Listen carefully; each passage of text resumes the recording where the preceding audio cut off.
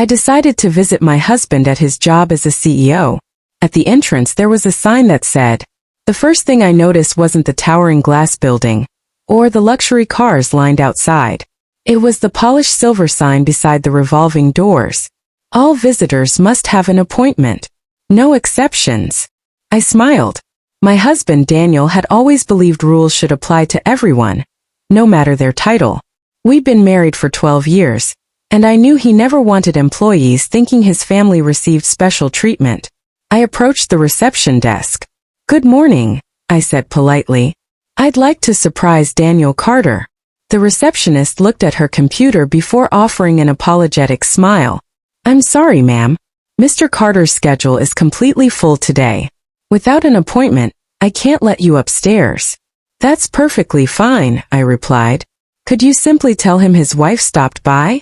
Her expression changed. "You're Mrs. Carter?" I nodded. She immediately reached for the phone. "No," I said gently, placing my hand over the receiver.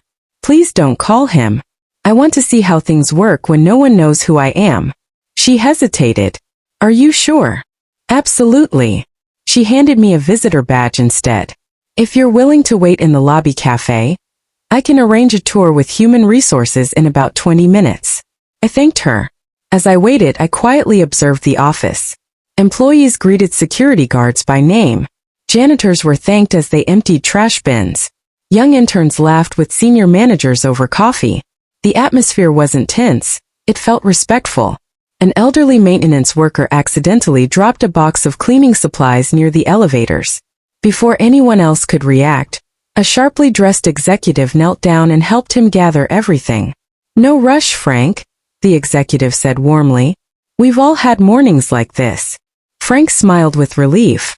I couldn't help but grin. Daniel had always said the true culture of a company wasn't revealed in board meetings. It appeared in moments when no one believed the CEO was watching. 20 minutes later, the HR director arrived. "Mrs. Emily is fine." She showed me through several departments without realizing exactly who I was. Employees proudly explained their projects. One young woman admitted, "I've worked in 3 different companies. This is the first place where management actually listens." Another employee added, "The CEO knows everyone's birthday. I still don't know how." I laughed quietly. Of course he did. Daniel kept reminders for every employee because he believed people deserved to feel seen. As we reached the executive floor, the conference room doors suddenly opened. Several investors stepped out looking impressed. Then Daniel appeared. He was discussing contracts until his eyes met mine. He froze. For one brief second, the powerful CEO disappeared. There was only my husband. A smile spread across his face. He ignored every executive around him and walked straight toward me. "You came. I hope that's okay." He wrapped me in a hug. "It's the best surprise I've had all year." The investors exchanged amused glances. One of them joked, "So this is the woman who keeps stealing our CEO's attention." Daniel laughed. "Guilty." He introduced me to everyone, not as decoration, not as the boss's wife, but as the person who had supported him long before the expensive suits in corporate offices. "When we met," he told them, "I couldn't even afford a reliable car. She believed in me before anyone else did." I felt my cheeks warm. The receptionist from downstairs suddenly arrived looking terrified. "Mr. Carter, I'm so sorry. I didn't realize." Daniel interrupted her kindly. "You followed company policy." She blinked.